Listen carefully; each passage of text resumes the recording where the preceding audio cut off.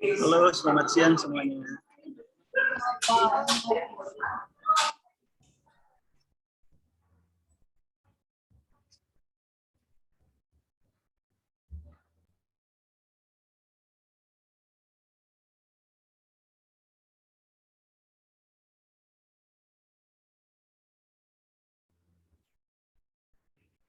Kita tunggu sebentar ya Pak, kayaknya masih belum lengkap teman-teman pemakalannya. Baik, kita sambil nunggu aja biar lengkap dulu teman-teman pemakala dan mungkin teman-teman yang lainnya bisa bergabung dulu ya. Kita beri jeda dulu waktu untuk bergabung.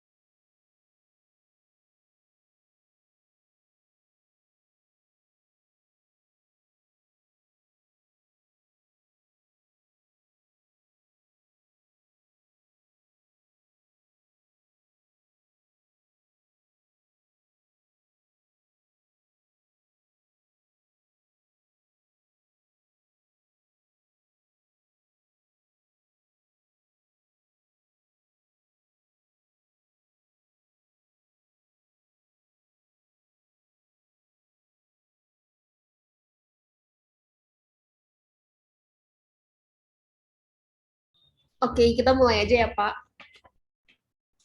Oke, halo semua, selamat datang di breakout room keempat ini. Yang di sesi 3 ini kita akan dimoderatori oleh Pak Rifki Aswan ya. Nah, perkenalin dulu, aku Ailen yang akan menjadi MC di breakout room ini. Dan aku mau ngingetin dulu nih ke teman-teman untuk ganti format namanya ya kalau yang belum, biar mempermudah kelancaran acara ini. Oke, langsung aja waktu dan tempat saya persilahkan untuk Pak Rifki. Oke, terima kasih atas kesempatannya. Assalamualaikum warahmatullahi wabarakatuh. Salam sejahtera untuk kita semua. Om Swastiastu, Namo Buddhaya, dan salam kebajikan. Nah, sebelumnya saya ingin berterima kasih nih kepada teman-teman yang masih semangat mengikuti panel presentation DKV 2021. Oke, baik. Biar ini ya, menghindari rasa keterasingan di antara kita, izinkan saya memperkenalkan diri dulu. Nama saya Rifki Aswan. Saya merupakan dosen di Prodi Desain Komunikasi Visual FDSK Universitas Mercu Buana. Dalam ranah ilmiah, saya dipercayakan sebagai Chief of Head di Jurnal Banapati. Saya juga menjadi seorang reviewer di beberapa jurnal, antara lain Jurnal Anggada dan Jurnal Imaginarium, serta saat ini masih selalu aktif dalam melakukan penelitian yang temanya lebih ke strategi visual ya. Nah, untuk ranah praktis sendiri, saya aktif sebagai kurator seni dalam pameran-pameran seni rupa. Yang kedua, di sini saya mendirikan sebuah ruang seni ya, bernama Pandita Rupa Art Space, dan saya juga masih aktif sebagai freelance designer gitu ya. Nah, jadi teman-teman, untuk sesi kali ini kita akan berlangsung selama 95 menit. Nanti akan diawali dari pemaparan 5 presenter ya. Ada 5 presenter dan selanjutnya akan dilanjutkan dengan sesi tanya jawab. Nah, sebelum kita memulai presentation panel ini, mungkin ada beberapa poin yang ingin saya sampaikan. Yang pertama tentang aturan break room panel presentation.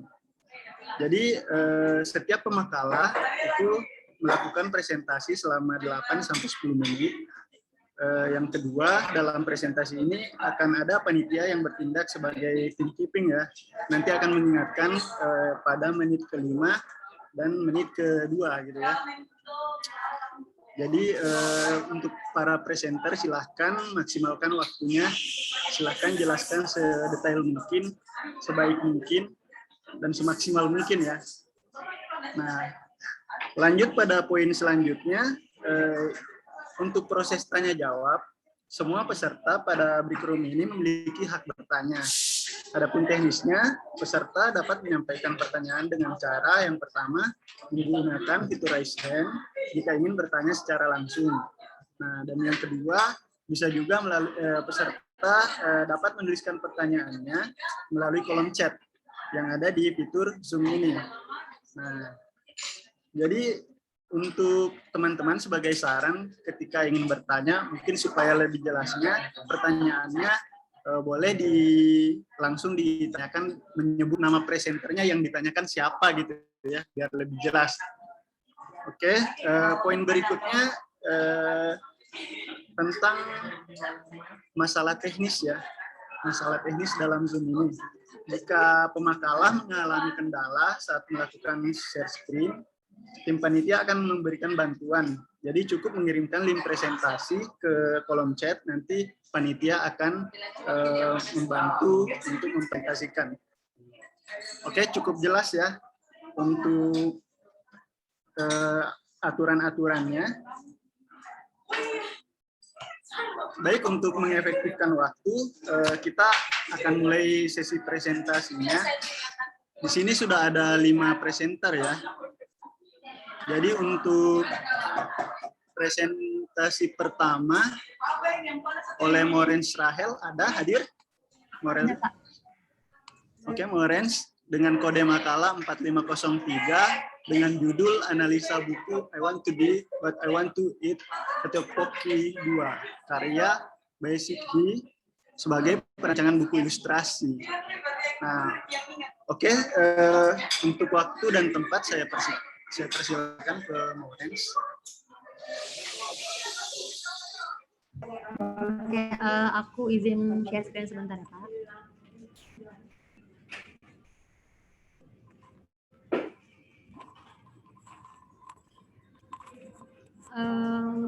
Udah kelihatan belum ya? Udah, siap. Oke, kalau gitu aku mulai ya. Selamat pagi Bapak Rifki dan juga teman-teman sekalian. Sebelumnya perkenalkan, nama saya Morens Rachel, saya dari mahasiswa Universitas Pelita Harapan. Pada kesempatan kali ini saya akan menjelaskan proyek saya, yaitu menganalisa buku I Want to Be What I Want to Eat Tteokbokki karya Basic He sebagai perancangan buku ilustrasi. Proyek ini diangkat karena banyaknya masalah yang terjadi di kehidupan seseorang, namun tidak semua orang bisa mengatasi masalah tersebut, dan apabila seseorang itu mudah merasa putus asa, maka ia akan rentan mengalami depresi. Nah, menurut Dr. Jamie Ardian, depresi itu adalah keadaan di mana seseorang mengalami gangguan yang menyebabkan seseorang merasa kehilangan kesenangan secara persisten dan juga depresif. Nah, ketika seseorang mengalami depresi, maka hal itu dapat mengganggu motivasi mereka dalam beraktivitas dan tidak menutup kemungkinan kalau mereka itu dapat mengalami depresi dalam jangka panjang. Dan jika itu terjadi, hal itu dapat membuat mereka kehilangan minat, merasa rendah diri, dan juga sulit untuk merasa senang. Nah, menurut Dr. Fiora, saat ini tuh terdapat 15,6 juta masyarakat Indonesia yang mengalami depresi. Namun sayangnya hanya 8% dari mereka yang melakukan pengobatan ke profesional. Sehingga angka ini terus berkembang, mengakibatkan depresi ini menjadi penyakit tingkat kedua tertinggi setelah penyakit jantung. Nah, menurut data dari National Institute of Mental Health, remaja perempuan yang mengalami depresi ini memiliki tingkat yang lebih tinggi dibandingkan remaja laki-laki. Dan usia 15-17 tahun itu menempati tingkat tertinggi. Kenapa? Karena remaja perempuan di usia tersebut sedang mengalami menstruasi, di mana mereka memproduksi hormon stres lebih banyak dibandingkan laki-laki. Nah, menurut Hamidah, self-acceptance ini merupakan salah satu faktor yang berhubungan cukup erat dengan depresi. Ketika seseorang memiliki self-acceptance yang cukup tinggi, maka orang itu kemungkinan sangat kecil untuk mengalami depresi, dan juga sebaliknya. Self-acceptance di sini tuh bukan berarti sifat yang egois atau narsistik yang menyimpang, tapi self-acceptance itu berarti ketika seseorang bisa menerima dan mencintai diri mereka sendiri dengan apa adanya, sehingga jadi mereka nggak perlu berperang melawan diri mereka gitu, dalam diri mereka. Nah, kemudian walaupun self-acceptance itu penting bagi perkembangan seseorang, Namun sayangnya masyarakat Indonesia tuh masih menganggap hal itu hal yang tabu. Mereka berpikir kalau kesehatan atau penyakit mental itu merupakan aib dari orang itu. Nah, jadi banyak banget masyarakat Indonesia yang mengalami depresi, tapi mereka tuh jadi ragu dan malu untuk berobat, atau bahkan sekedar cerita ke teman sama keluarga tuh mereka juga malu karena ya mereka tahu dengan cara pikir masyarakat Indonesia yang masih berpikir kalau itu adalah hal yang tabu. Nah, maka akan jauh lebih baik jika seluruh lapisan masyarakat menyadari pentingnya hal ini.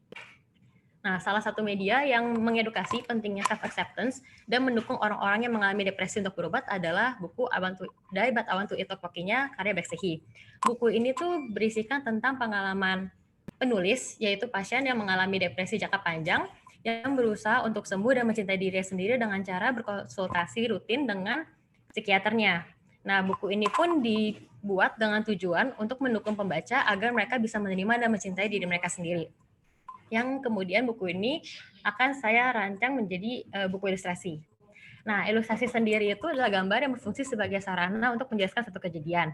Menurut Handan Sukihartono, buku ilustrasi itu merupakan buku yang di dalamnya terdapat kombinasi antara teks dan gambar, di mana gambar itu berkomunikasi lebih langsung dibandingkan kata-kata, dan gambar itu mempermudah pembaca untuk dapat mengerti isi bacaan tersebut serta memberikan daya imajinasi. Nah, ilustrasi itu bisa digambarkan dengan gaya yang berbeda-beda. Contohnya dapat mengikuti pengelompokan usia. Seperti usia 5-8 tahun, biasanya anak-anak itu menggambar dengan lebih simpel tanpa memperhatikan detail. Terus kemudian pada usia 9-13 tahun, mereka sudah mulai mencari proporsi yang baik dalam menggambar. Dan ketika 14-18 tahun, biasanya remaja itu sudah menggambar dengan lebih proporsional, memperhatikan detail, warna, sehingga gambar itu terlihat lebih realistis.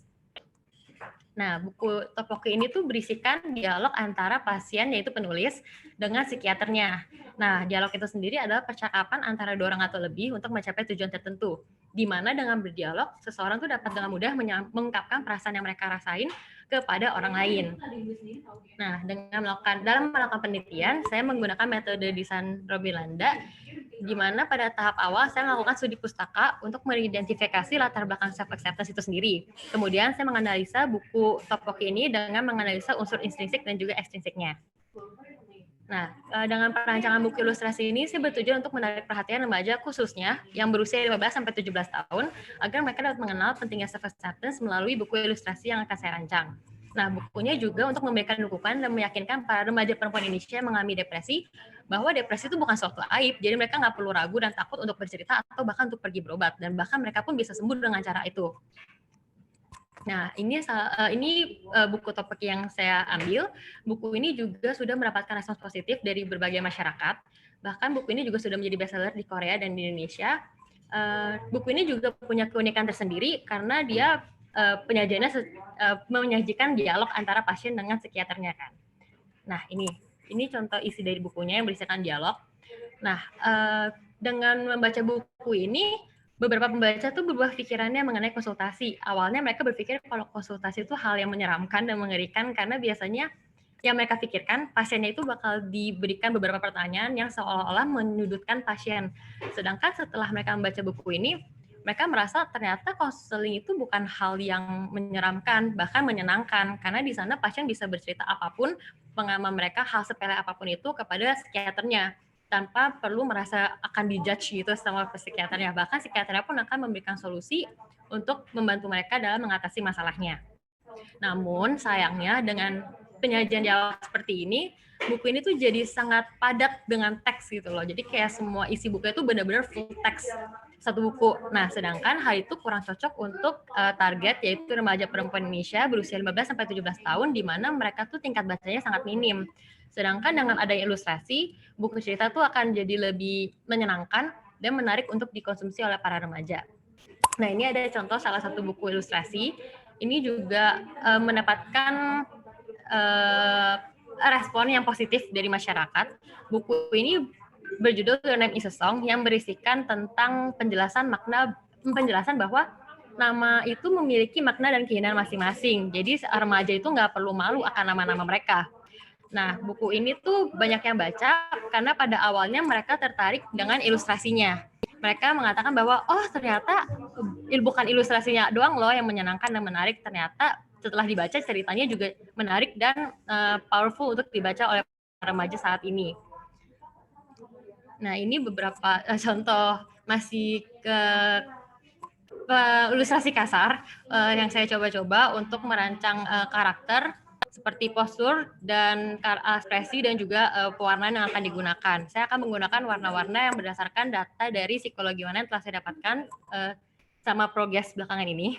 Saat ini kayak misalkan dalam depresi mungkin penggambarannya lebih dengan warna-warna yang gelap, terus kemudian ketika sudah proses healing akan diberikan warna yang lebih menenangkan seperti warna biru menyebabkan ketenangan. Terus ketika karakternya sudah mulai dapat menerima dan mencintai dia sendiri, mereka akan terlihat lebih bebas, lebih lepas, lebih bahagia dan menggunakan warna-warna yang cerah. Contohnya misalkan kuning yang menyimbolkan keceriaan, kebahagiaan dan juga semangat. Nah, jadi kesimpulan dalam proyek saya ini, self-acceptance merupakan isu yang masih kurang dianggap oleh masyarakat Indonesia. Sehingga orang yang mengalami depresi di masyarakat Indonesia ini seringkali ragu untuk bercerita maupun pergi berobat. Padahal self-acceptance itu kan adalah hal penting kan untuk perkembangan diri seseorang. Nah, salah satu media yang mendukung itu adalah buku I Want to Die But I Want to Eat Tteokbokki, buku non-fiksi karyanya Baek Se-hee. Nah, buku ini memperoleh kategori bestseller karena telah menggandeng sangat banyak orang yang mengalami depresi. Namun sayangnya ya buku ini kurang cocok untuk target karena berisikan teks yang sangat padat, karena target kita itu memiliki tingkat keterlibatan yang sangat minim. Maka solusinya saya akan merancang buku ilustrasi sehingga target dapat menambah pengetahuannya tentang self-acceptance dengan cara yang lebih menyenangkan. Sekian presentasi dari saya. Terima kasih Bapak Rifki dan teman-teman yang sudah mendengarkan. Oke, terima kasih Mbak Orange. Presentasi yang sangat menarik ya. Temanya juga menarik. Mungkin nanti akan banyak pertanyaan kali ya dari teman-teman yang Makasih juga Pak. Penasaran nih tentang riset dari Mbak Orange. Oke, kita lanjutkan selanjutnya presentasi untuk kode makalah 487 atas nama Natasha Salim dengan judul Analisis Konten Buku Sejarah Indonesia Masa Kemerdekaan 1945 sampai 1998 oleh Dr. Aman MPD sebagai basis perancangan buku interaktif. Ya. Natasha, saya persilahkan. Oke, aku izin share screen ya. Silakan. Sudah terlihat, Pak? Hah? Oke. Ya, selamat siang semuanya. Perkenalkan, saya Natasha Salim. Saat ini saya akan mempresentasikan analisis konten buku Sejarah Indonesia Masa Kemerdekaan dari tahun 1945 sampai 1998 yang ditulis oleh Dr. Aman sebagai basis perancangan buku interaktif. Terwujudnya keberadaan negara Indonesia tidak lepas dari perjuangan dan pengorbanan yang besar oleh para pahlawan demi memperoleh kemerdekaan Indonesia. Adanya berbagai macam hari besar untuk mengingat masa tersebut seperti peringatan Hari Kemerdekaan, Hari Perjuangan Nasional, dan lainnya, dituju untuk menanamkan semangat dan cinta tanah air. Namun, seiring berkembangnya zaman, sifat nasionalisme dan kecintaan terhadap bangsa pada generasi baru Indonesia mulai memudar.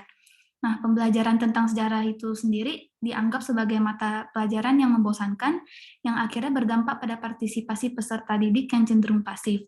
Namun, tidak dapat dipungkiri bahwa generasi muda atau mahasiswa itu memiliki pionir dalam pembawa perubahan bagi bangsa atau sebagai agent of change. Nah, sehingga pembinaan untuk mengerti akan sejarah itu sendiri penting. Melalui sejarah, kita dapat mengambil pelajaran dari masa lampau yang dapat dijadikan sebagai referensi ke depan agar tidak jatuh pada jalur yang sama dan menanamkan pemahaman serta mengapresiasi peristiwa sejarah itu sendiri. Melalui isu ini, hal ini membuat saya tertarik untuk melakukan perancangan ulang pada salah satu buku sejarah Indonesia ke dalam bentuk buku interaktif. Buku tersebut adalah Sejarah Indonesia Masa Kemerdekaan dari 1945 sampai 1998 yang ditulis oleh Dr. Aman. Nah, terdapat 2 poin penting dalam tujuan perancangan ini, yaitu pertama, membuat generasi muda lebih tertarik terhadap buku sejarah kemerdekaan Indonesia, dan yang kedua, membuat penyampaian komunikasi lebih informatif melalui buku visual yang ilustratif dan interaktif. Sebab berdasarkan latar belakang yang telah dipaparkan, dapat diambil salah satu faktor munculnya permasalahan yang telah saya jelaskan sebelumnya sebagai identifikasi masalah, yaitu buku sejarah itu cenderung dikemas dalam bentuk yang kaku, penuh teks, dan terkesan berat untuk dicerna, sehingga membuat mahasiswa atau generasi muda itu sulit untuk tertarik membaca sejarah. Jadi, jika digabung, pengertian buku dan interaktif dapat diartikan bahwa buku interaktif merupakan sebuah media cetak atau sumber pengetahuan yang dapat melakukan aksi yang dilakukan antara pembaca dengan buku. Adapun metodologi desain yang saya gunakan ialah menurut Robin Landa yang diberi julukan 5 fase dalam proses desain grafis. Namun pada tahap ini penelitian hanya akan dilakukan sampai tahap pradesain yaitu orientation analysis dan tahap awal desain yaitu konsep. Berdasarkan hasil yang telah dikumpulkan, terdapat beberapa permasalahan yang dapat diangkat pada buku ini, yaitu pertama dari permasalahan dari sisi form. Jadi sampul buku ini terlihat kaku dan terkesan sangat serius seperti penggunaan typeface yang terkesan tebal sehingga memiliki pembawaan yang berat. Penempatan relasi antara image dan teks juga pada sampul ini juga terkesan simetris yang hanya beranjak pada satu aksis, sehingga menciptakan layout yang statis yang membuat kesannya ini membosankan. Masalah ini dapat menjadi isu karena desain mempengaruhi bagaimana perasaan atau kesan orang terhadap produk tersebut dan seberapa banyak kesenangan atau kepuasan yang mereka dapatkan darinya. Mengingat perancangan ulang buku ini ditargetkan kepada remaja, maka visual dan komposisi yang ingin dituju berusaha untuk menghilangkan sifat kaku tersebut dan mengarah ke komposisi yang lebih dinamis. Menurut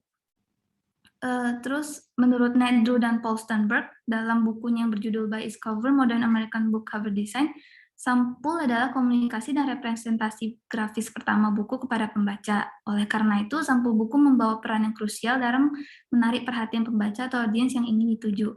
Selain itu, jika dilihat dari sisi form konten, terdapat permasalahan yaitu isi buku yang hanya berisikan teks semua tanpa ada penggunaan media gambar atau elemen visual pendukung. Akibatnya, pola pemahaman dan pembelajaran hanya berpusat pada seberapa jauh pembaca dapat memahami teks tersebut.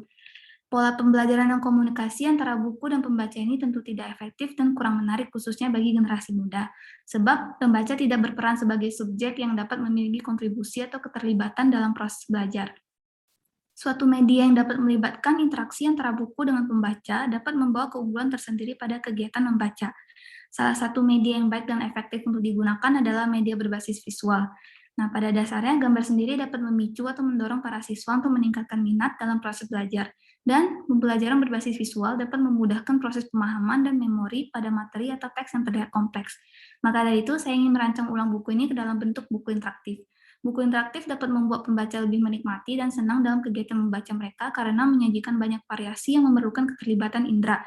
Mereka juga dapat meningkatkan pembaca untuk ikut serta dan menangkap perhatian mereka yang mungkin tidak bisa dicapai hanya melalui buku konvensional pada biasanya. Nah, selanjutnya saya akan menjabarkan kekuatan atau keunikan dari tiap bab buku yang membuat bab tersebut berbeda dari bab lainnya. Analisis ini dituju untuk memilih 3 bab yang akan diambil sebagai bahan atau kajian yang akan dirancang ke dalam bentuk konten yang ilustratif dan interaktif. Setelah berhasil menjabarkan keunikan pada tiap konten, saya menetapkan untuk mengambil 3 bab awal dari buku ini karena masing-masing dari bab cukup atau mampu untuk merepresentasikan penerapan desain atau layout dalam kondisi yang variatif.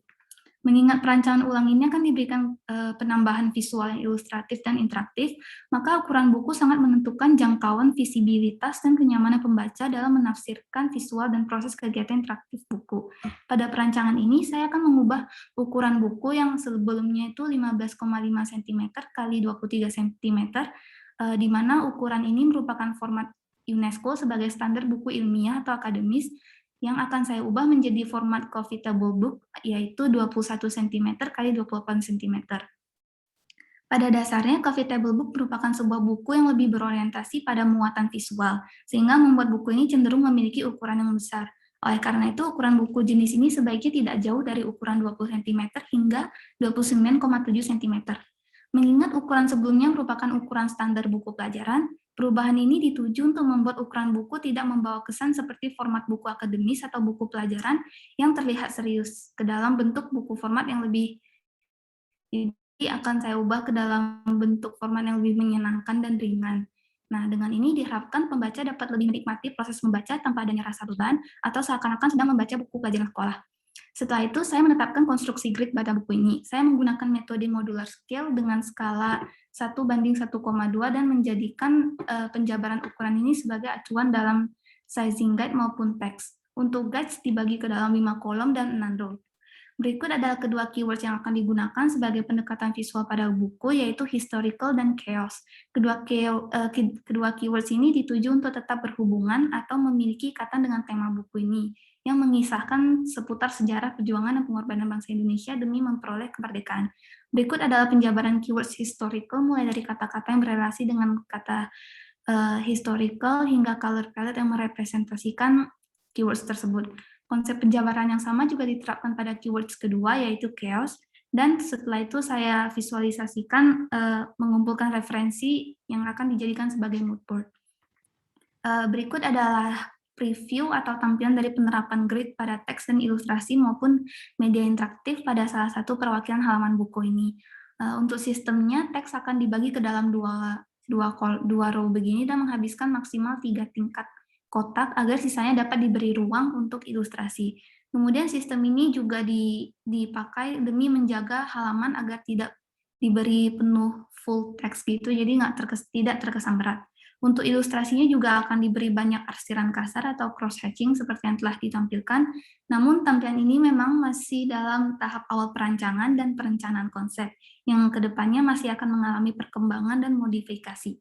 Jadi kesimpulan saya pada proyek ini adalah mengingat pembelajaran sejarah, khususnya sejarah Indonesia, sangat penting untuk ditanamkan bagi generasi muda, karena mereka merupakan pionir dalam perubahan bangsa, maka proyek ini merupakan hal yang penting dan masih relevan untuk dilakukan.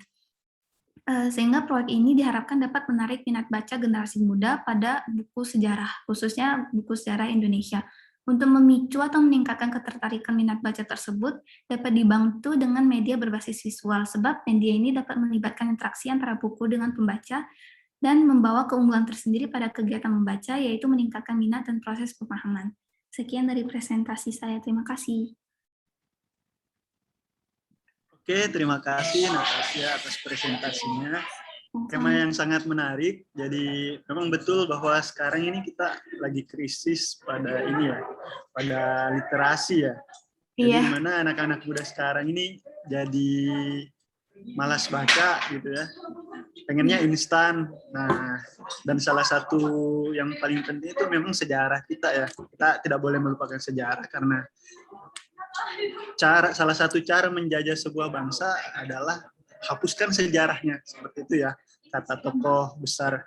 Nah, oke, kita lanjutkan ke presenter selanjutnya dengan kode 4489 dengan judul Analisis buku on Death and Dying oleh Elizabeth Kubler-Ross sebagai basis perancangan ulang dari Bernard Leonardo Sitompul.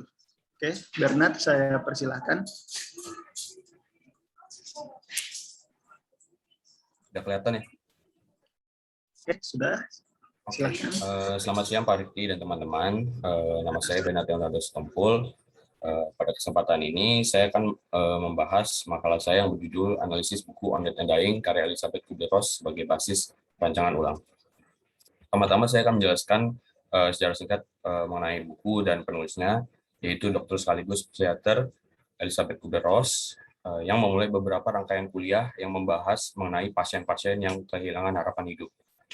Selama dia tinggal di Amerika Serikat dan melakukan pelayanan medis di sana, dia merasa terganggu dan tercengang akan kegiatan medis dan perlakuan perawatan medis terhadap pasien-pasien yang sekarat pada zamannya. Nah, pengalaman dia melayani pasien-pasien tersebut membuat dia menulis buku ini, buku on Death and Dying pada tahun 1969. Bukunya sendiri merupakan sebuah karya non-fiksi yang dirilis pada tahun 1969 yang berisi wawancara dari Kubler-Ross dengan pasien-pasien yang sekarat tersebut.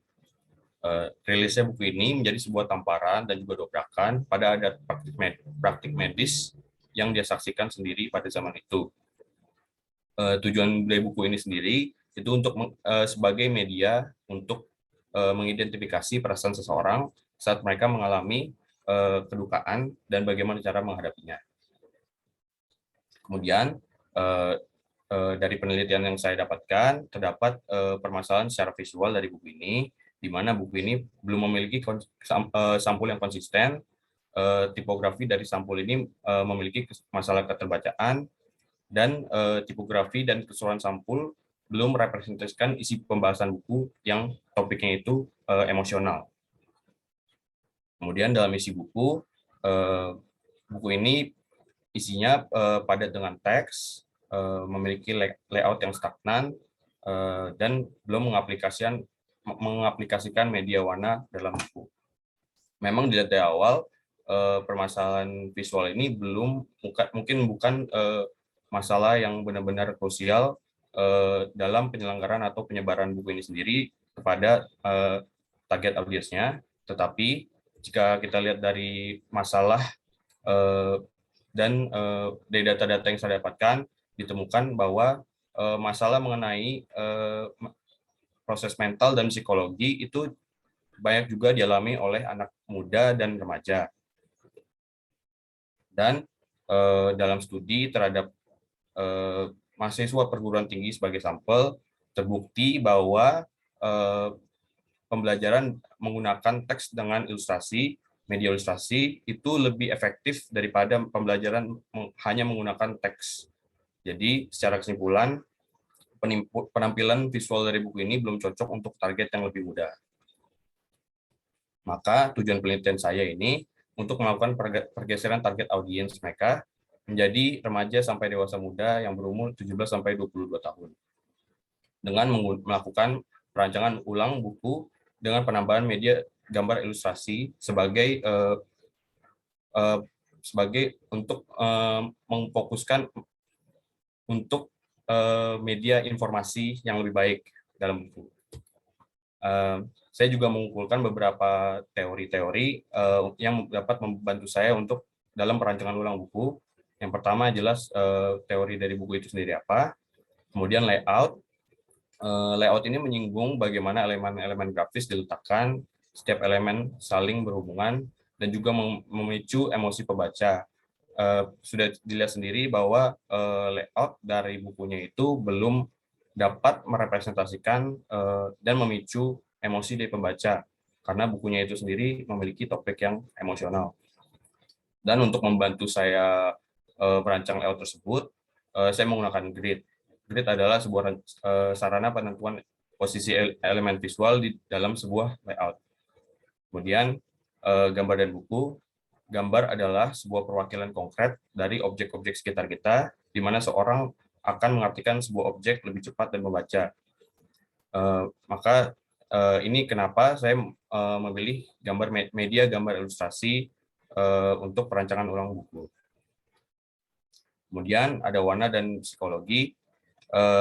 Proses optik kimiawi yang terjadi di mata dan disalurkan ke otak saling berhubungan dengan alam psikologi manusia. Contohnya yaitu warna biru langit memberikan warna yang menghidupkan dan nostalgik, warna merah di wajah menunjukkan rasa kemarahan, kombinasi biru, hijau, dan kuning melambangkan rasa kejijikan, walaupun rasa jijik itu sendiri tidak ada hubungannya dengan warna-warna tersebut, tetapi karena ada proses optik kimiawi mata manusia yang disalurkan ke otak, itu berhubungan dengan alam psikologi, jadi otomatis langsung warna itu langsung dikorelasikan dengan kejijikan tersebut. Kemudian metode dalam penelitian saya ini yang saya gunakan itu metode proses desain dari Eric Karjaluoto, di mana yang tahap pertama itu discovery, di mana saya melakukan riset dan mengidentifikasi latar belakang entitas dan penulis buku On Death and Dying, melakukan analisis isi buku On Death and Dying. Kemudian tahap berikutnya saya mengidentifikasi masalah dalam sudut pandang desain komunikasi visual dari buku, mencari tahu kebutuhan desain yang harus dirancang, menyusun target audiens baru, kemudian tahap kreatif, menyusun konsep dengan eksplorasi dengan studi referensi, yang terakhir tahap aplikasi, merealisasikan desain yang sudah dirancang dengan bentuk fisik, yaitu dengan mencetak buku yang telah dirancang ulang. Sejauh penelitian saya ini, tahap saya sekarang itu masih dalam planning. Kreatif dan application akan dilakukan setelahnya. Kemudian data dari bukunya sendiri, buku On Death and Dying ini adalah buku non-fiksi yang ditulis oleh Elizabeth Kubler-Ross yang dirilis pada tahun 1969 oleh The Macmillan Company, New York. Konten pada buku ini terdiri dari 12 bab, dari 288 halaman. Buku ini ditulis dengan sudut pandang perspektif Elizabeth Kubler-Ross berdasarkan riset eksperimental tetapi juga berisikan kutipan dari pasien dan orang-orang yang ikut berpartisipasi dalam risetnya. Buku ini ditargetkan untuk para dokter, perawat yang bekerja di institusi pelayanan kesehatan, dan juga anggota keluarga dari pasien yang sedang sekarat. Sejauh penelitian saya telah melakukan penentuan target audiens dan kebutuhan desain yang akan saya rancang ulang, di mana targetnya itu adalah pria, wanita, berusia 17-22 tahun, status sosialnya menengah ke bawah, domisilinya wilayah perkotaan, khususnya di Indonesia Jabodetabek. Mereka masih berada di tahap SMA dan mahasiswa. Buku ini ditargetkan pada remaja dan dewasa muda yang sedang melalui rasa kedukaan atau kehilangan, entah itu dalam aspek akademis, perceraian, ataupun finansial, ataupun juga remaja dan dewasa muda yang memiliki kerabat ataupun teman yang sedang merasa kedukaan atau kehilangan. Dan kebutuhan desain saya ini itu adalah merancang ulang sampul buku, merancang ulang tipografi, layout, menggunakan grid, penambahan ilustrasi, dan penambahan warna. Maka itu kesimpulan dari penelitian saya ini bahwa tampilan visual dalam buku On Death and Dying belum mencerminkan isi dari buku, belum sesuai dengan audiens yaitu remaja dan dewasa muda. Sampul buku yang memiliki masalah dari tipografi dan inkonsistensi, dan ketidakhadiran warna dan ilustrasi. Setelah melakukan identifikasi masalah yang telah ditemukan oleh penulis, perancangan ulang secara visual harus dilakukan. Dengan melakukan perancangan ulang, diharapkan buku ini dapat menarik perhatian serta memperkuat koneksi emosional dalam membaca buku On Death and Dying. Terima kasih. Oke, terima kasih Bernard atas presentasinya. Ini juga lumayan unik ya, tentang buku psikologi. Jadi ini bukunya memang membahas khusus untuk ini ya, untuk apakah untuk tenaga kesehatan atau tadinya untuk tenaga kesehatan. Oh, iya. Tapi buku ini sekarang lebih universal, jadi bisa untuk kalangan yang lebih muda. Baik, terima kasih Bernard. Kita lanjutkan ke presenter berikutnya dengan kode 4340 atas nama Vanessa Leoni dengan judul Perancangan Ulang Kemasan Stroberi La Fresa. Waktu dan tempat saya persilakan.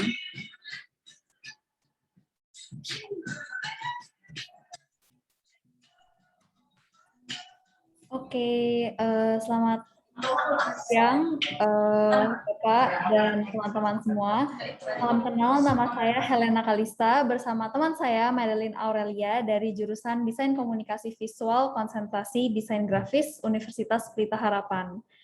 Pada kesempatan ini, kami mewakili teman-teman yang lain akan mempresentasikan mengenai perancangan ulang desain kemasan produk stroberi dari La Fresa. Perancangan desain kemasan ini dilatar belakangi oleh adanya pandemi COVID-19 yang berdampak pada kegiatan masyarakat, khususnya UMKM.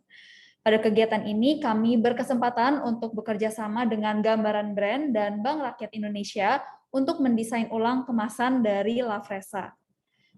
La Fresa sendiri adalah sebuah brand yang salah satunya menjual stroberi segar dari perkebunannya. Dengan mendesain ulang kemasan stroberi La Fresa, kami berharap dapat membantu memberi penekanan bahwa stroberi yang dijual merupakan stroberi yang segar. Pertama-tama kami akan memulai pembahasan mengenai kajian teorinya. Jadi, desain kemasan adalah perancangan bentuk, struktur, maupun visual dari kemasan sebuah produk. Tujuan adanya desain kemasan adalah agar dapat menampilkan informasi mengenai produk serta melindungi produk, terutama dalam proses distribusi. Dalam merancang kemasan, kita juga perlu mempelajari produknya terlebih dahulu agar dapat mengetahui keunggulan yang dapat ditonjolkan dari produk tersebut.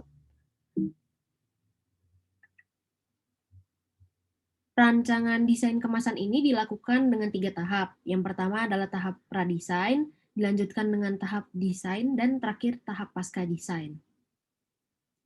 Adapun data yang kami peroleh dari hasil riset mengenai brand La Fresa menjelaskan bahwa produk La Fresa ini tidak hanya menawarkan produk buah stroberi saja, tapi juga produk olahan stroberi lainnya. Produk La Fresa memiliki rentang harga dari Rp32.500 sampai dengan Rp46.000. Pada tahap pradesain, kami menerima brief dari pihak gambaran brand dan Bank Rakyat Indonesia atau BRI. Setelah itu kami melakukan studi pustaka untuk mendapatkan pemahaman lebih mengenai produk yang akan dirancang kemasannya. Strawberry La Fresa merupakan stroberi segar tanpa mengawet yang dikemas langsung setelah dibersihkan.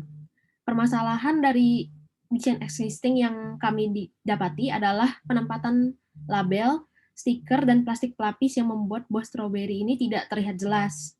Selain itu ada juga ilustrasi stroberi yang ditampilkan secara dominan, sehingga lebih memberi kesan stroberi yang tidak fresh. Akhirnya kami menentukan beberapa objektif untuk perancangan ulang kemasan ini. Salah satunya mengganti bentuk label kemasan dan merombak ilustrasi stroberi yang sangat dominan. Oke, selanjutnya pada fase desain kami awali dengan eksplorasi melalui sketsa visual. Nah, kemudian kami membuat 3 alternatif desain yang dikembangkan dari hasil sketsa. Pada alternatif A, kami menggunakan label seperti kemasan sebelumnya dengan desain kemasan yang mengarah pada pendekatan tipografi dengan menampilkan informasi-informasi produk seperti gramasi dan nutrition facts. Selanjutnya, pada alternatif B, kami berupaya untuk mengubah penggunaan label menjadi penggunaan sleeve kemasan. Dalam alternatif ini, desain yang ditampilkan adalah ilustrasi tanaman dan perkebunan stroberi untuk menunjukkan stroberi La Fresa yang dipetik langsung dari kebunnya. Terakhir, alternatif C, kami menggunakan pendekatan kemasan baru berbentuk kotak dengan window stroberi. Perubahan kemasan ini dimaksudkan untuk meningkatkan nilai dari produk.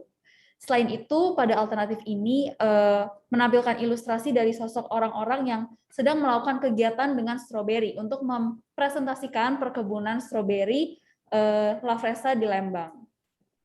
Berikutnya adalah tampilan dari ketiga alternatif desain. Dari ketiga alternatif desain ini, pihak La Fresa memilih alternatif B sebagai desain kemasan barunya.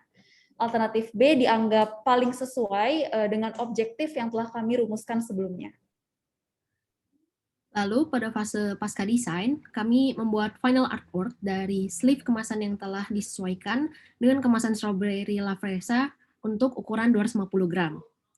Kemudian kami membuat dummy untuk menampilkan desain yang dirancang.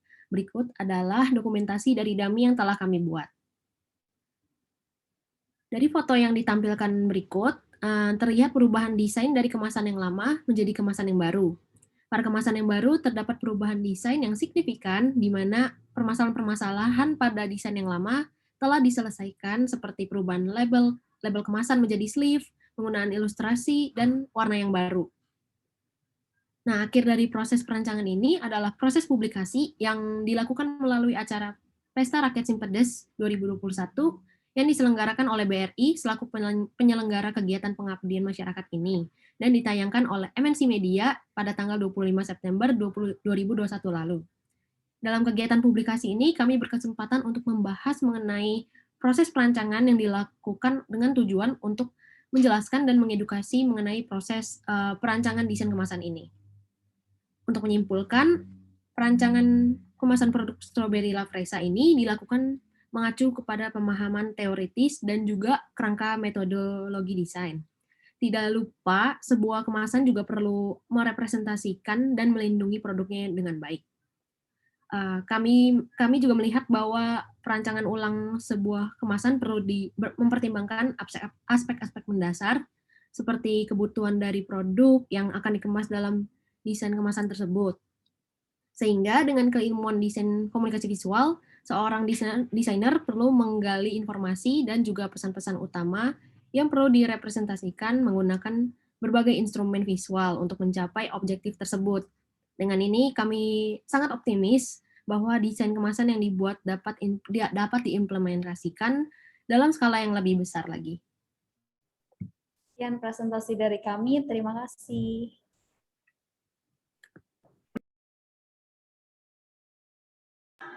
Oke, terima kasih atas presentasinya. Tadi ada satu lagi ya, presentasi yang unik. dengan tema yang unik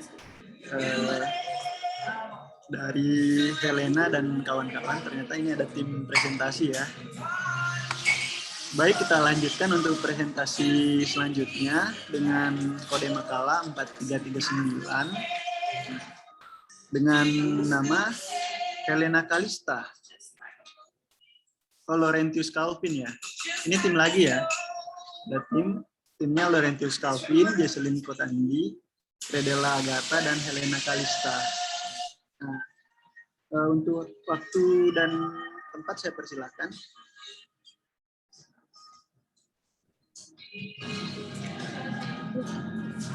Maaf, saya sebutkan judulnya ya. Oh ya, ini sudah muncul perancangan identitas visual Kids dan Beyond.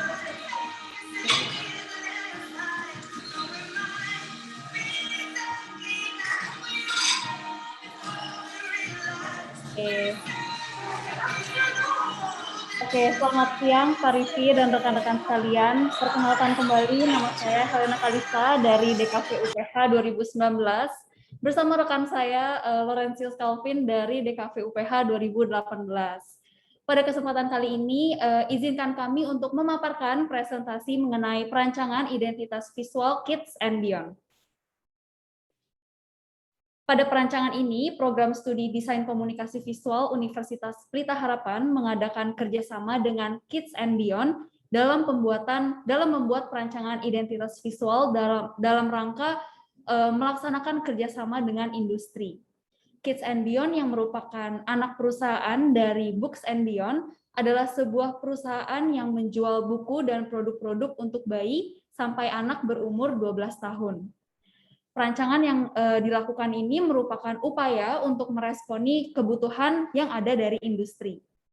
Dengan ini, perancangan dapat dinilai menjadi salah satu bentuk nyata adanya kolaborasi dari institusi pendidikan tinggi dan juga industri.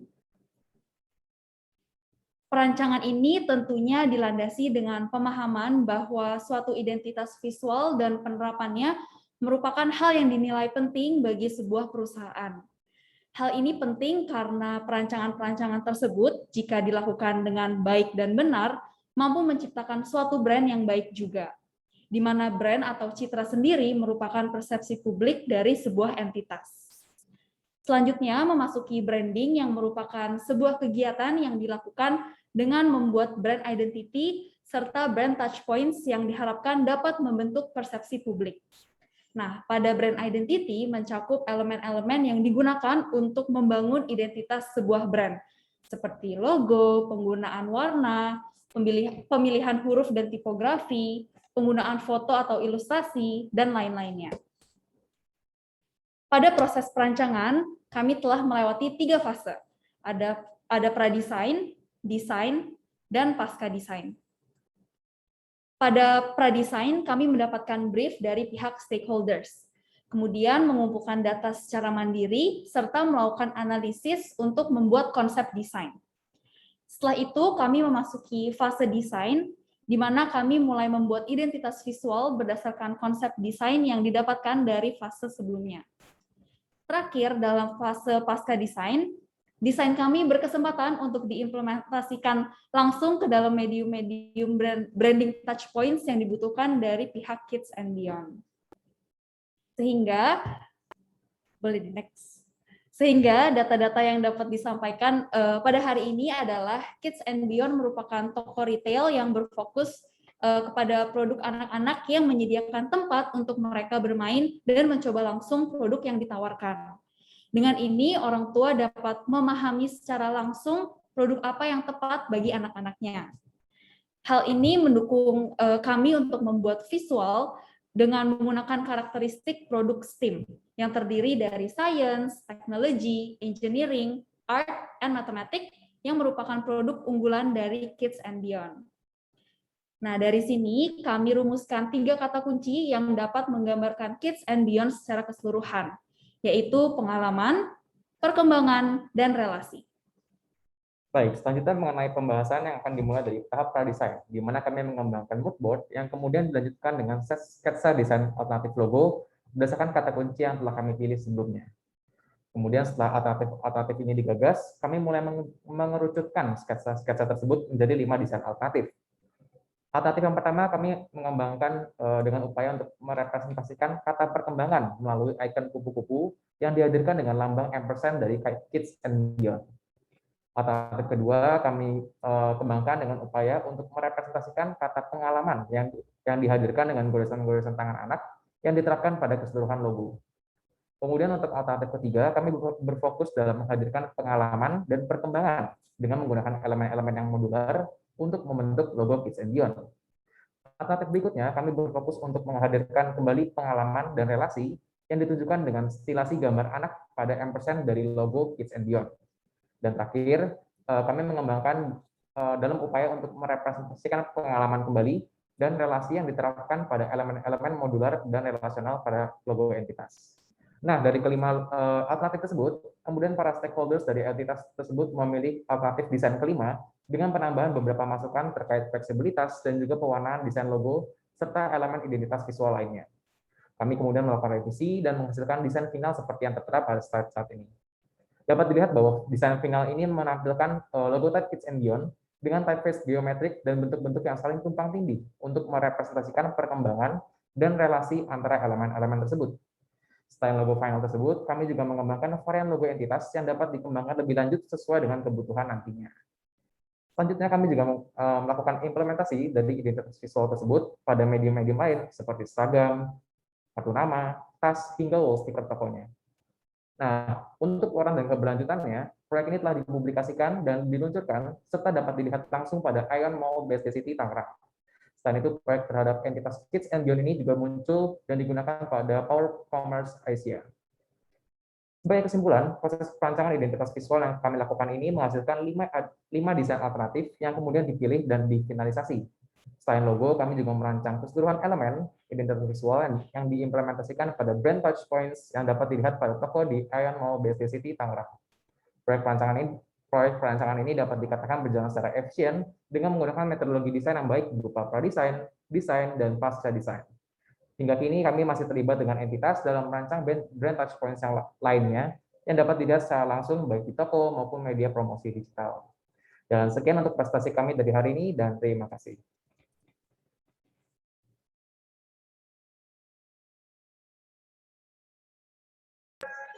Oke, baik, itu tadi presentasi yang menarik ya. Jadi tadi adalah presenter terakhir untuk sesi kali ini. Selanjutnya kita akan masuk ke sesi tanya jawab ya. Bagi teman-teman yang sudah penasaran dari tadi, mungkin ada yang bertanya, menanyakan ke salah satu presenter atau mungkin ke secara pertanyaan terbuka ya kepada seluruh presenter. Silakan. Bagi yang ingin bertanya silakan raise hand atau bisa menuliskan pertanyaannya di kolom chat. Oke, saya persilahkan. Bagaimana teman-teman? Halo, selamat siang Pak. Halo, selamat siang. Selamat siang Pak Rifki. Siang teman-teman para apa sih namanya presenter. Nah ya, presenter. Ya, terima kasih untuk presentasinya. Bisa terlihat sebenarnya cukup banyak ya presentasinya, dari yang teoritis lah, dari yang kajian sampai yang lebih industri ya, kayak proyeknya Pak Brian, Helena sama Alvin dan kawan-kawan gitu. Sebenarnya cukup apa ya, mengingatkan gitu kalau mahasiswa tuh memang harus aktif dalam proyek-proyek, nggak cuma kupu-kupu kayak gua. Ya. Jadi terima kasih teman-teman atas semua presentasinya, menginspirasi dan banyak banget bisa melihat proyek-proyek dari mahasiswa-mahasiswa itu memang menarik. Untuk pertanyaannya sih sebenarnya saya mau bertanya ke Natasha Salim, analisis konten buku sejarah ya kalau nggak salah. Ya. Sejarah. Ya sebenarnya sih maaf ya kalau pakai gue lu aja. Sebenarnya gue juga tertarik banget sama ini karena emang ini cocok connect banget gitu sama apa yang lagi gue kerjain sekarang juga gitu, tentang sejarah dan tentang alih media, perubahan dari media satu ke media lain gitu. Nah, gue setuju sama apa yang ditulis, kan intinya dan seperti apa yang Pak Rifki tadi sebutin juga, kalau sejarah tuh kurang lebih menjadi apa ya, identitas bangsa gitulah ya. Terus kita anak-anak muda emang harus ya inget, jangan lupa gitu. Dan sebenarnya sih menurut gue proyek lu tuh udah cocok banget sama generasi sekarang, generasi anak muda. Apa ya sebutannya? Semangat era kali ya, semangat era yang emang minim baca gitu, rendah literasi seperti kata Pak Rifki tadi. Tapi sebenarnya di satu sisi kita kan tinggi banget nih interaktivitas gitu. Kita emang medianya berubah gitu dari yang cetak menjadi yang lebih interaktif gitu. Nah, itu juga keren gitu, ilustrasinya cocok dan ada apa sih clipping-clippingnya gitu lah ya yang tadi gue lihat. Nah, pertanyaan gue, kalau itu kan tanggapan gue tadi. Kalau pertanyaan gue sendiri itu ada dua. Yang pertama, kalau dari kacamata desainer grafis, karena kan gue kan anak animasi ya, dari kacamata desainer grafis itu kesulitan terbesar dari mengubah media cetak buku yang penuh dengan tulisan menjadi yang lo bilang interaktif itu apa? Itu yang pertama. Jadi kesulitannya apa? Yang menurut gue paling sulit lah gitu. Yang kedua itu, tadi kan emang dari judulnya kan buku interaktif. Nah, gue tertarik sih untuk melihat interaktivitas yang lo mau terapin itu apa. Itu aja, Natasha, terima kasih. Oke, terima kasih atas pertanyaannya, Hernanditio. Sangat menarik ya pertanyaannya dan ngena banget nih sebetulnya. Jadi Hernanditio di sini menanyakan tentang bagaimana sih alih medianya nih dalam kacamata seorang praktisi desain gitu ya. Di mana letak kesulitan terbesarnya. Oke, baik, mungkin saya persilahkan untuk Natasha menanggapi. Silahkan. Iya, berarti ini aku jawab langsung ya. Ya, sebelumnya terima kasih ya Kak udah kasih pertanyaan. Untuk menanggapi pertanyaan pertama, yaitu kenapa kesulitan, intinya kayak kesulitan dalam mengubah media satu ke media yang lain ya. Sejauh ini sih kesulitan saya kayak lebih ke bagaimana cara saya menyusun. Kan sebelumnya itu bukunya itu memang benar-benar full text dan nggak ada gambar sama sekali. Jadi kesulitan saya itu saat ini kayak bagaimana saya memvisualisasikan konten yang full text tersebut ke dalam bentuk ilustrasi. Terus gimana caranya biar kayak ilustrasi yang digambarkan juga kayak nggak semuanya itu jadi gimana ya caranya? Kayak jangan semuanya dianggap jadi penting untuk diilustrasi. Jadi kayak saya perlu membagikan mana yang perlu diilustrasikan, mana yang belum. Terus kemudian kayak pembagian kalimat kayak part-part dalam tiap halamannya juga menurut saya kayak agak challenging gitu sih, soalnya kadang kita kayak di satu sisi nggak mau di halamannya itu full text, tapi kalau misalnya kita potong-potong juga takutnya kalimatnya pemotongannya nggak enak gitu. Terus kalau untuk pertanyaan keduanya tadi interaktif yang mau saya terapkan. Kalau interaktif yang mau saya terapkan paling kayak mungkin bisa seperti visualisasi dari tiap-tiap tokohnya, jadi kayak para pembaca pun bisa ada gambaran gitu, ini tokoh yang diceritakan itu kayak tampilannya bagaimana. Kemudian kedua kayak yang mungkin bisa antara saya menggambarkan visualisasi situasi yang digambarkan, terus kayak ada interaktifnya mungkin misalnya timeline kayak ada gerakan dari sini ke sini. Tapi itu masih tahap perancangan sih, jadi belum dive in juga mau fokusnya gimana. Iya, itu sih. Semoga menjawab. Oke, ya terima kasih Natasha. Ya semoga sih bisa ketemu ya metodenya dari cara memilahnya. Gue sendiri juga lumayan struggle sih kalau soal media ya tentang metodenya sendiri. Semoga bisa ketemu, bisa ngomongin bareng sama dosen yang lain. Sama juga semoga sukses untuk mengambil untuk mengisi aktivitasnya. Makasih atas jawabannya. Ya, thank you. Oke, terima kasih Hernanditio. Jadi menarik sekali ya tanggapan dari Hernanditio tadi bahwa kita sebetulnya mengalami degradasi ini media ya, media belajar. Jadi kalau mungkin dulunya orang belajar melalui buku, sekarang ini peralihannya malah beralih ke media-media baru, misalnya bahkan dari film, bahkan dari komik, bahkan dari mana-mana saja, game gitu ya. Jadi bisa saja kita belajar sejarah melalui game. Nah, cuman apa tantangan terbesar kita menghadapi ini ya, validitas data gitu ya, menghadapi validitas data yang ada sekarang, karena data udah bisa ditemukan dari mana-mana, yang mana nih sejarah kita yang benar gitu ya. Nah, inilah mungkin pentingnya sebuah buku hadir gitu ya dalam ranah ilmiah. Nah, dan di sini Natasha sudah mempunyai tugas ini ya, tugas yang mulia ya.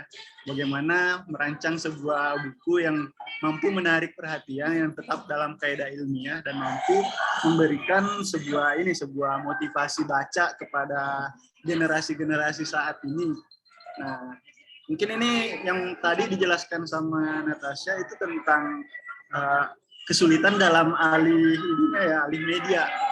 Itu terletak pada bagaimana menentukan scene-nya. Ibaratnya kalau misalnya dalam sebuah film, scene dari cerita ini loh gitu. Yang mana sih yang perlu ditampilkan untuk mampu mewakili setiap bab, setiap alur cerita gitu ya. Sehingga ini mampu memberikan impact gitu ya. Nah, mungkin teman-teman lain ada tanggapan atau ada pertanyaan untuk presenter lainnya. Oke, saya buka sesi selanjutnya. Silahkan.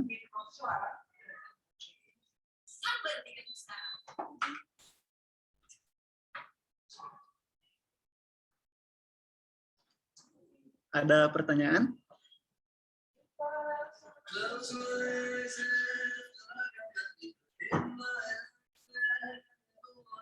Belum ada yang mengajukan tangan ya? Belum ada respon.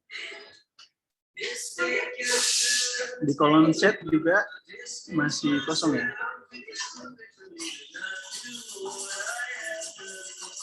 Saya ada pertanyaan lagi sih Pak, kalau boleh. Oke, boleh, silakan. Iya, sekarang ini sebenarnya untuk memuaskan keinginan tahu saya aja. Sama Arista dan Alvin tentang yang proyek Books and Beyond ya, Kids and Beyond, sorry. Itu sekarang kelanjutannya gimana nih, kalau boleh tahu? Yang kabar terbarunya seperti apa, proyeknya sudah selesai atau belum, dan apakah sudah benar-benar diterapkan gitu? Ada apa namanya? Ada update nggak soal itu gitu? Bisa menarik menurut gue ngelihat mahasiswa kerjain proyek-proyek kayak gitu tuh keren sih. Salut. Oke, boleh. Oke, thank you Ko Ides untuk pertanyaannya. Ya, proyeknya sampai saat ini masih berjalan. Kami sampai saat ini juga masih mengembangkan brand touch points tadi ya, yang saya sempat singgung gitu. Kalau tokonya sendiri bisa dilihat di Ion Mall, BSD City, Tangerang, lantai 3. Itu desainnya desain identitas visual kebanyakan dari kita yang bikin gitu. Dan sampai saat ini ya sih orangnya juga masih kontekan sama kita gitu untuk minta tolong bikin wall sticker, untuk signage ya gitu-gitu. Signage, bros. Iya, kayak pop out-nya gitu-gitu. Shelf stopper gitu-gitu sih. Oke, terima kasih. Menarik juga sih proyeknya ya. Itu mengedepankan STEAM ya, Science, Technology, itu matematik sih. Itu keren sih. Ya, semoga sukses ya. Thank you Ko. Oke, bagaimana teman-teman yang lainnya? Apa ada yang penasaran juga ke presenter lainnya?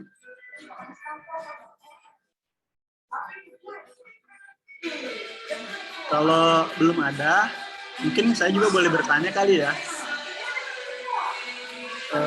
Oke, untuk ini mungkin saya tujukan pertanyaannya lagi-lagi ke Helena dan tim ya, tentang perancangan ulang kemasan Strawberry La Fresa. Nah, di sini mungkin saya ingin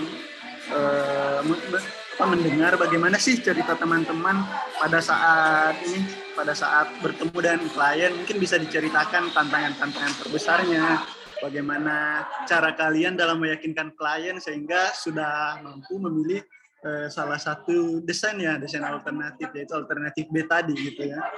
Nah, jadi mungkin bisa di-share nih pengalaman-pengalamannya ke teman-teman. Bagaimana sih rasanya menghadapi klien gitu ya? Thank you Pak, pertanyaannya menurut saya bagus banget. Cuman kebetulan yang berhubungan langsung dengan klien karena kliennya merupakan nasabah-nasabah atau masyarakat umum gitu, entah dari nasabah BRI atau masyarakat umum, sehingga yang bekerja sama dengan BRI ini adalah gambaran brand, dan kami berhubungan langsung dengan gambaran brandnya Pak, sehingga untuk menjawab pertanyaan Bapak, kami tidak secara langsung berkomunikasi dengan klien gitu Pak, sayangnya. Jadi kayak kami mendapatkan brief yang dijembatani oleh dosen pembimbing kami, Pak Brian. Terus Pak Brian membrief kami lebih lanjut, memberikan referensi-referensinya. Lalu kami mengeksekusikan desainnya seperti itu. Selanjutnya nanti desainnya kami kembalikan dan setelah itu diajukan kepada nasabahnya seperti itu, Pak. Oh iya, terima kasih Helena penjelasannya. Jadi ini lebih ini ya, mungkin ada struktur lain ya, bentuk lain. Nah, jadi memang sih macam-macam ya kalau di industri desain kita caranya ini apa mempertemukan klien itu. Jadi ya salah satunya tadi institusi itu adalah klien sendiri ya. Jadi bagaimana institusi dan institusi bertemu dan mempertemukan kalian gitu ya melalui pembimbing Pak Brian. Pak, hebat banget Pak Brian ya, sangat aktif membimbing mahasiswa dan mengajak untuk terjun langsung gitu ya. Betul. Karena ya memang sih pengalaman itu nomor satu ya bagi kita desainer. Ya. Oke, teman-teman. Itu Pak pertanyaannya. Iya, makasih. Masih ada nggak yang mau bertanya lagi? Sebelumnya saya mau bertanya dong ke tim tipping, waktunya tinggal berapa ya? Masih ada sekitar 15 menit sih, Pak. Masih ada 15 menit ya? Iya. Jadi mungkin kita lebih enak sharing-sharing aja kali ya. Kalau ada yang mau berbagi pengalaman atau ini mau mengajukan pertanyaan kembali ke presenter kita, saya silahkan. Kalau ini misalnya kurang pede ngomong di depan kamera, mungkin bisa melalui chat ya. Nanti kita bacakan ya, kita bantu bacakan. Ada nggak ini? Mungkin aku mau tanya dikit kali ya. Ya, silahkan Aileen. Aku mau tanya ke Kak Natasha. Kan tadi kalau nggak salah bukunya itu kan di-redesign ulang gitu. Terus yang dipilih itu ada 3 bab gitu kan. Terus tuh kalau di buku itu kan pasti udah buku yang udah jadi gitu kan udah banyak teksnya gitu. Terus Kak Natasha sendiri itu copy paste tulisannya sama persis dari buku atau kayak isinya itu teks yang kayak lorem ipsum gitu. Kayak dipindahin gitu gak teks aslinya gitu. Oh, iya dipindahin. Soalnya kita juga nggak boleh ubah kontennya sama sekali kan, karena itu dari pihak penulisnya juga udah buat kayak gitu. Oh, jadi benar-benar diketik satu-satu sendiri? Kebetulan punya saya kan ada versi e-booknya juga, jadi lebih gampang tinggal copy-paste. Oke, thank you. Iya. Nah, ya mungkin itu teman-teman juga salah satu aspek yang menarik ya di dalam ini yang perlu kita perhatikan dalam desain, seperti yang disampaikan Natasha tadi, ternyata ada batasan-batasan yang tidak boleh kita lewati gitu ya dalam mendesain misalnya, karena biasanya kan ketika kita melayout atau mengubah konten dari ininya copywriting-nya ya, mungkin itu bisa merubah makna dan itu bisa saja sih tanpa seizin, kalau misalnya tanpa seizin ininya kita dituntut gitu ya, izin penulisnya. Nah, itu mungkin perlu diperhatikan juga. Jadi salah satu yang perlu kita kaji bersama ya tentang etika profesional kita sebagai seorang desainer gitu. Nah, batas-batas kita mengeksplorasi itu sampai di mana gitu ya. Nah, ini mungkin yang menjadi banyak perdebatan nih dari ini. Mungkin banyak juga kasus-kasus tentang apa ya namanya yang tentang pelanggaran hukum hak cipta gitu ya. Nah, ini mungkin menjadi isu yang menarik untuk dikaji bersama supaya kita juga aman ya sebagai desainer, kita tetap dalam koridor etika profesional dan kita masih memiliki etika gitu ya dalam berkarya. Karena ya namanya desain komunikasi visual itu juga salah satu bidang yang boleh dianggap sangat urgent ya. Itu akan mempengaruhi bentuk masa depan dari sebuah bangsa, dari ini. Karena melalui media komunikasi ini kita mampu menanamkan sebuah doktrin, mampu menanamkan ideologi-ideologi, dan ini mampu merubah kayak semacam merubah tradisi ya, merubah budaya gitu ya. Sebagaimana yang kita rasakan sekarang ini, kita sudah menikmati budaya-budaya asing yang sudah berasimilasi dengan budaya kita sendiri, sehingga menjadikan bentuk baru, dan terkadang kita lupa sama sejarahnya gitu ya. Nah, mungkin isu ini sangat sudah lama ya digaungkan bahkan oleh Raden Saleh, seorang pelukis ya. Pelukis maestro Muindi dari Indonesia. Nah, jadi di mana dia melukiskan sebuah lukisan, dia menggunakan pakaian ala Eropa, tapi dengan belangkon Jawa gitu ya. Dengan menggunakan belangkon Jawa gitu. Nah, jadi dia di sini ada semacam bentuk perlawanan lah gitu ya. Ada semacam bentuk perlawanan bagaimana dia menjaga bangsanya, menjaga ideologinya, bahwa walaupun kita sekarang menggunakan pakaian-pakaian orang barat, kita tetap adalah orang-orang Indonesia gitu ya, dengan lokalitas kita sendiri. Nah, jadi ini yang perlu kita sadari juga, bagaimana kita sebagai desainer Indonesia ya, desainer Indonesia dengan adat ketimuran kita, dengan segala bentuk nilai-nilai yang kita percaya gitu ya. Bagaimana kita mempertahankan itu dan mengangkat ini sebagai sesuatu yang bisa dianggap tren lah gitu. Contohlah kita sama budaya K-pop ya, orang Korea, mereka berhasil mengangkat lokalitasnya mereka ke global ya, kancah global gitu, dan diterima gitu. Kenapa kita tidak bisa? Sedangkan kita kan punya banyak bentuk budaya gitu. Nah, jadi teman-teman tetap semangat untuk berkarya. Bagaimana tim keeping? Apa waktunya masih ada? Mungkin boleh 10 menit lagi sesi sharing, terus nanti kita penutup untuk dokumentasi aja, Pak. Oke, siap-siap. Nah, mungkin teman-teman lain ada tanggapan lain nih, atau ada pendapat, atau mungkin kita sambil sharing aja kali ya, berbagai pengalaman gitu ya. Ada nggak nih yang mau bagi pengalamannya? Saya boleh Pak kalau bagi pendapat ya. Ya, silahkan. Saya tertarik banget sama perkataan Bapak tentang kita tanggung jawab kita sebagai desainer ya, dan pekerja kreatif gitu, dalam menceritakan sebuah kisah atau membentuk sebuah desain yang memang terkadang bisa ya urgent ya Pak ya, bisa menentukan jalan atau tidaknya sebuah sebuah brand atau sebuah bisa sampai skala negara juga mungkin masih juga bisa gitu ya. Ya itu juga menurut saya menarik sih Pak kalau melihat seperti itu.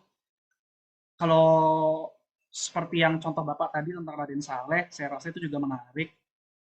Dia sendiri kan juga bahkan sempat membuat perlawanan, ya kalau yang saya tahu ya Pak ya, membuat perlawanan dalam lukisan penangkapan Diponegoro ya. Itu kan dia kan menyontoh dari yang pelukis Belanda. Tapi kan kalau Ya, pelukis betul. Belanda kan dia membuat judulnya tuh penyerahan diri Diponegoro. Nah di situ kalau misalnya teman-teman pernah lihat di Dalnas kalau nggak salah ya, Ya, betul. itu bahkan dari komposisinya pun memiliki makna yang beda gitu. Ini menunjukkan kekuatan kita sebagai desainer dan pekerja seni gitu dalam menceritakan kisah gitu. Diponegoronya dibuat kalau di lukisannya si yang Belanda dia ada di bawah anak tangga, terus ini seingat saya ya, terus tangannya terbuka seperti menyerahkan diri, sedangkan si Raden Saleh menggambarkannya di atas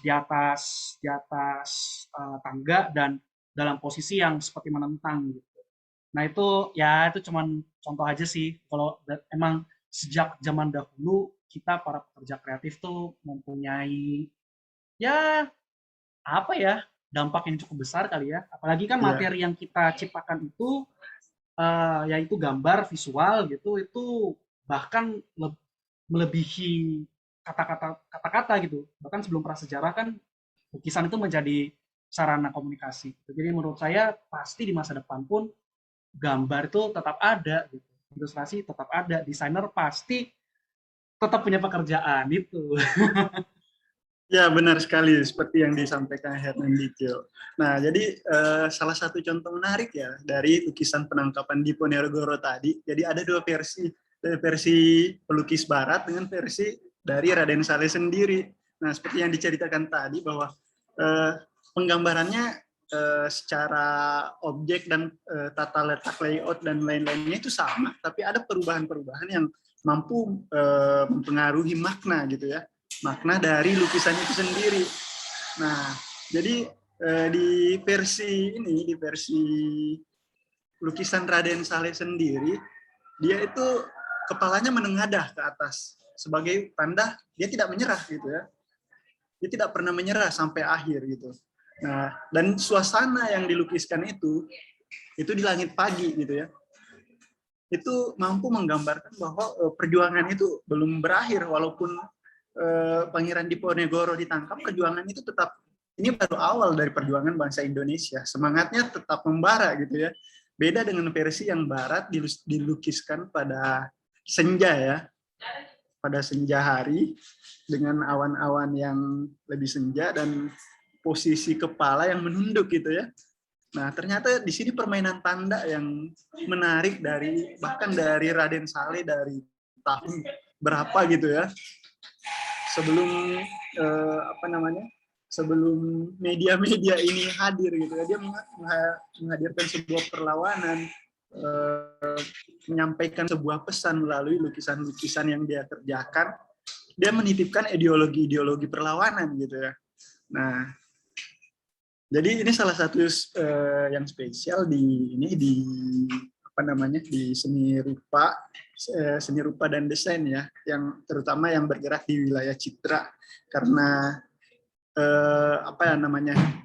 kita punya semacam pembelaan diri ya gitu ketika menghadirkan sebuah citra itu tidak bisa langsung diklaim ditangkap. Dan ini ya, kalau kemarin mungkin ada yang viral tentang ini yang mural Jokowi 404 not found dan dihapus ya, dengan reaksi yang begitu ini ya, padahal secara objek visual kontennya itu tidak langsung ya mengarah ke ini sebagai bentuk kritik. Pesannya juga mungkin masih sedikit ini ya mengambang, tapi itu mampu memancing jiwa-jiwa yang ada di sekitarnya gitu ya. Dan bahkan membuat orang-orang yang mungkin di lingkar Pak Jokowi atau yang mau melakukan pencitraan kali ya, atau bagaimana lah, entahlah seperti apa itu, menanggapi mural tersebut dengan menghapusnya, dan bahkan sampai ingin mencari muralisnya ya gitu. Nah, jadi bentuk-bentuk perlawanan melalui media, mural, melalui konten-konten itu bisa dilakukan. Makanya desain komunikasi visual itu bisa dianggap berbahaya juga dan bisa dianggap sebagai posisi yang urgent juga gitu ya. Posisi yang penting. Nah, artinya kalian sebagai desainer tetap semangat karena kita punya peran penting di dunia ini gitu ya. Oke teman-teman, masih ada nggak yang mau menanggapi, mungkin berbagi lagi nih? Oke, mungkin terakhir nih, pertanyaan terbuka aja ya untuk teman-teman semua presenter. Jadi mungkin teman-teman bisa menceritakan apa tantangan terbesarnya dalam melakukan riset dan perancangan ini gitu ya. Kita mulai aja dari mungkin Maurens. Tadi Natasha udah menjelaskan tantangan terbesarnya. Lanjutkan ke Bernard, Helena, dan teman-teman yang lainnya. Oke, silahkan. Rintangan terbesarnya ya, Pak? Iya, betul. Kalau dalam analisis sih sebenarnya agak sulitnya karena buku yang aku ambil ini, yang buku topok ini tuh sebenarnya tuh punya alur campur. Jadi aku kayak masih harus setiap baca tuh jadi kayak harus bolak-balik gitu loh, kayak harus mengingat yang ada di depan tuh apa gitu loh, biar kayak oh ternyata yang di sini tuh menyambung ke yang ada di bagian-bagian sebelumnya gitu. Terus ya sama juga sih kayak Natasha kayak nentuin ilustrasinya juga gitu. sama mungkin nanti kan aku bakal pakai penggunaan warna-warna sesuai psikologi warna gitu kan. Jadi mungkin itu akan lebih dicari untuk apa? Harus cari lebih detail lagi sih, lebih mendalam tentang hal-hal kayak gitunya, Pak. Ya. Terima kasih Helena. Selanjutnya Ya, makasih, Pak. mungkin Bernard bisa ya. Ya, Pak. Kalau saya bukunya itu isinya alurnya juga hampir mirip sama Lawrence, jadi nggak ada seperti kayak ada konsep waktunya gitu loh. Jadi gimana saya bisa kontennya itu bisa saya bawa tanpa tahu alurnya itu sendiri. Terus buku yang saya bahas ini kan juga tentang emosi, feeling. Mungkin hambatannya mungkin cara kan saya mau buat ilustrasi juga kan ya. Mungkin hambatannya style ilustrasi seperti apa yang mau saya bawain dan cocok gak sama target audiens yang buat saya. Jadi, Oke, terima kasih Bernard. Mungkin lanjut ke dua presenter selanjutnya ya. Mungkin ada yang mau mewakili nih teman-teman dari tim. Kalau yang dari perancangan La Festa tadi, mungkin kendalanya di waktu gitu sih Pak, karena acara ini dilakukan setiap bulan gitu, dari Agustus sampai Desember nanti. Dan setiap bulannya selalu ada acara live gitu ya di MNC Studio, sehingga misalnya udah ditetapkan nih tanggal 20 November acara live-nya. Terus kita baru dapat briefnya tuh di pertengahan atau awal-awal bulan gitu. Jadi kita kejar-kejaran antara ngedesain sama harus proses bikin dummy, percetakan gitu-gitu kan juga sangat challenging gitu sih Pak. Iya, betul. Jadi itu salah satu yang tantangan yang dihadapi seorang desainer ya. Ketika kita diberi deadline dan ini waktu revisi terus cetak dan lain-lain ya, yang sebetulnya itu juga memang butuh waktu. Mungkin kalau misalnya kita nggak punya langganan tetap kali ya, sulit ya kalau misalnya kita nggak punya langganan percetakan atau apa gitu ya, atau kita nggak punya percetakan sendiri gitu. Nah itu merupakan tantangan karena biasanya ada loading ya gitu. Ada proses loading ketika desain kita masuk, mungkin ya yang lebih dulu dikerjakan ya proyek yang sebelumnya dari ini, karena kita melibatkan berbagai stakeholder ya. Jadi ada kerangka kerja yang berada di luar lingkaran kita sendiri yang perlu diantisipasi bagaimana menemukan solusi-solusi supaya pekerjaan ini bisa beres dan lancar gitu ya. Nah, oke, lanjut ke untuk perwakilan dari perancangan Kids and Beyond. Oke, akan saya wakilkan. Sebenarnya tantangan pertamanya mungkin serupa gitu ya dengan yang UMKM tadi, karena mungkin kategorinya cukup mirip gitu, sama-sama mendekati industri gitu. Terus mungkin tantangan kedua adalah perihal komunikasi, karena sebenarnya klien ini nggak kita handle langsung sendiri gitu sama saya, sama Helena, tapi kita juga lewat perantara, lewat pemberian gitu komunikasinya. Jadi kadang ada yang informasi yang miss, ada yang bisa langsung dapat gitu pas hari H, ada yang besoknya baru bisa dapat. Gitu. Oke, terima kasih atas jawabannya.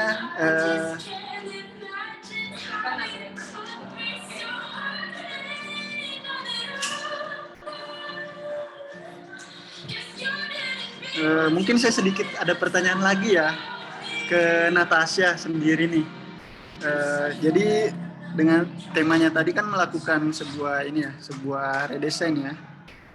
Redesign. Jadi apa sih urgensinya melakukan redesign pada buku yang dipilih sebagai objeknya? Mungkin Natasha bisa menjelaskan sedikit kenapa sih harus diredesign gitu ya? Apakah betul-betul butuh nih diredesign atau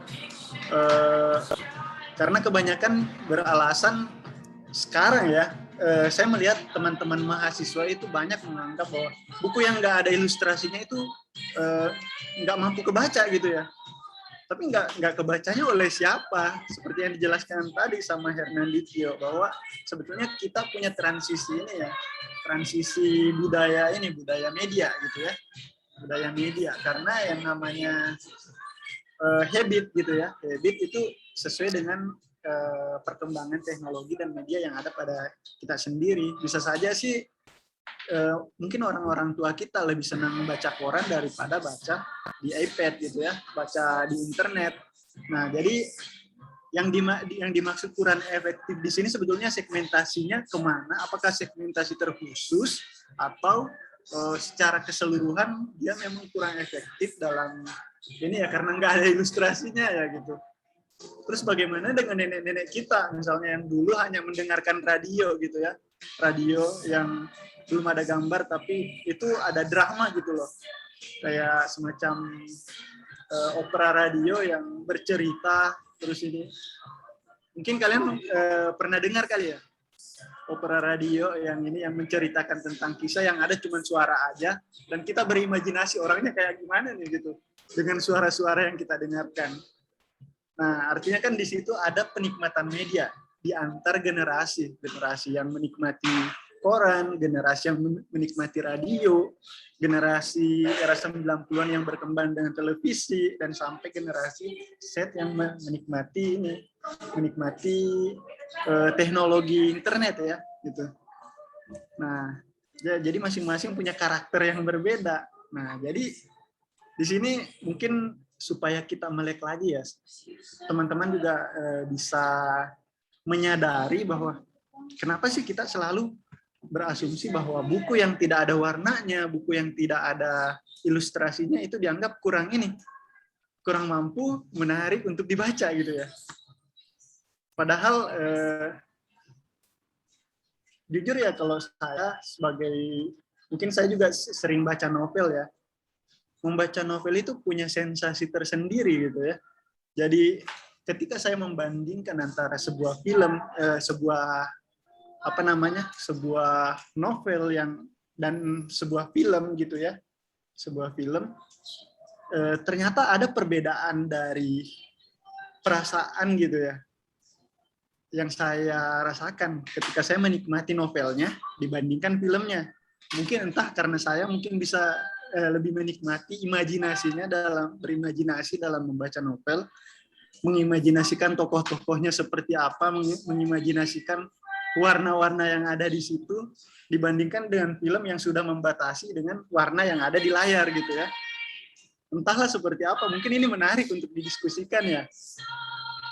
Dan ya di sini mungkin nggak ada jawaban yang benar atau yang salah ya. Kita perlu mengkaji kembali apa benar sih sebetulnya buku yang nggak ada ilustrasinya, buku yang nggak ada warnanya itu adalah buku yang kurang menarik untuk dibaca gitu. Oke, mungkin teman-teman juga bisa yang lainnya bisa menanggapi nanti setelah Natasha. Ya, oke, terima kasih Pak. Untuk yang tadi Bapak bilang yang kayak kurang efektif dan yang tidak menarik itu, memang kebetulan di presentasi itu konteksnya lebih ke tampilan bukunya yang full text ya kan.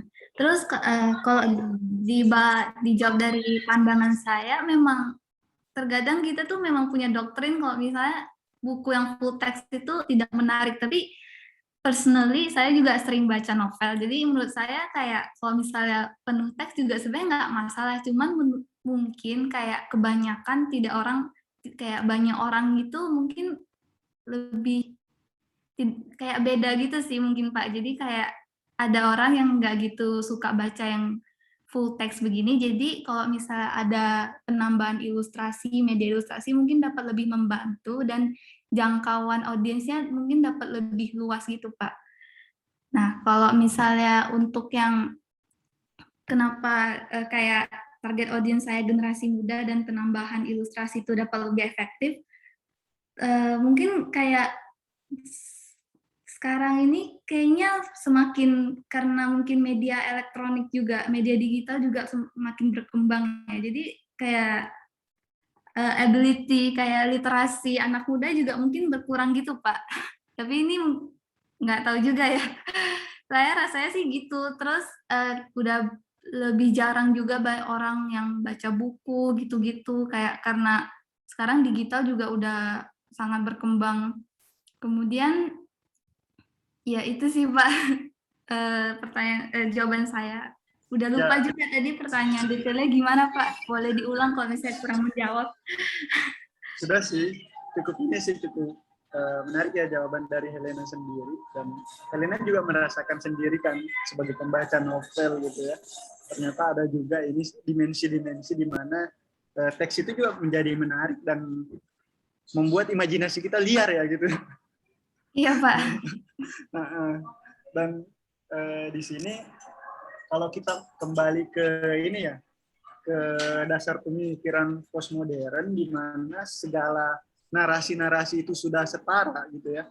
Kita di dalam postmodern itu sudah menghilangkan sekat-sekat, batasan-batasan dari semua ini, mungkin semua media, semua pemikiran, dan semua semua kelompok-kelompok gitu ya.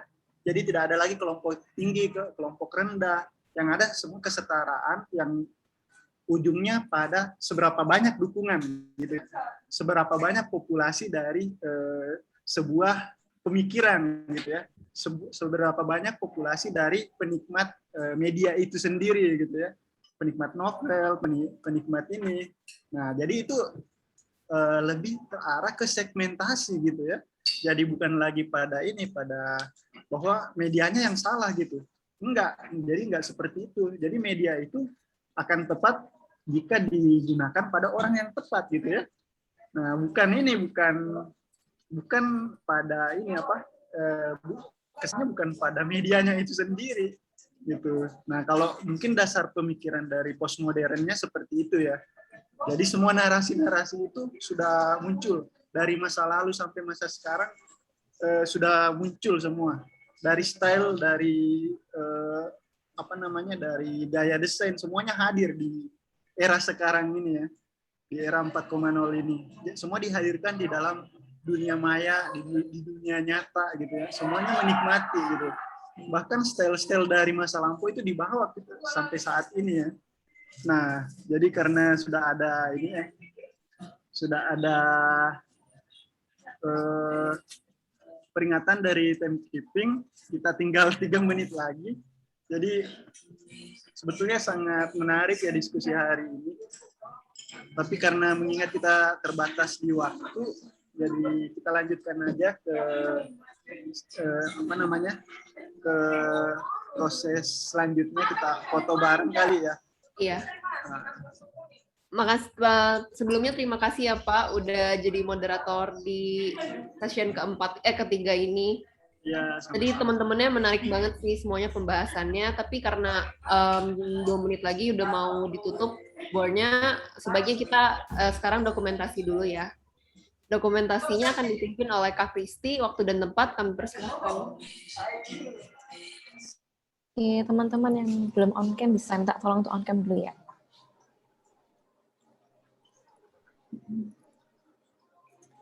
Oke. Oke, untuk Kak Erlis, Kak Edwin, sama Kak Marcel bisa minta tolong untuk on cam.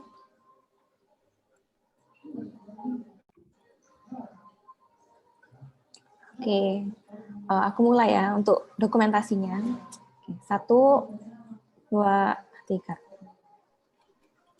Oke, lagi ya. 1, 2, 3. Oke, makasih teman-teman.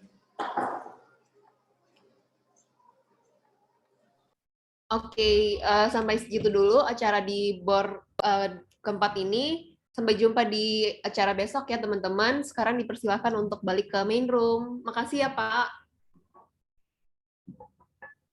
Ya, makasih semuanya. Iya. Pak Rifki. Ya, sampai jumpa besok ya. Saya masih hadir loh besok. Baik, terima kasih semuanya. Saya tutup dengan ucapan Assalamualaikum warahmatullahi wabarakatuh. Salam sejahtera untuk semuanya. Om Santi Santi Om. Terima kasih Pak.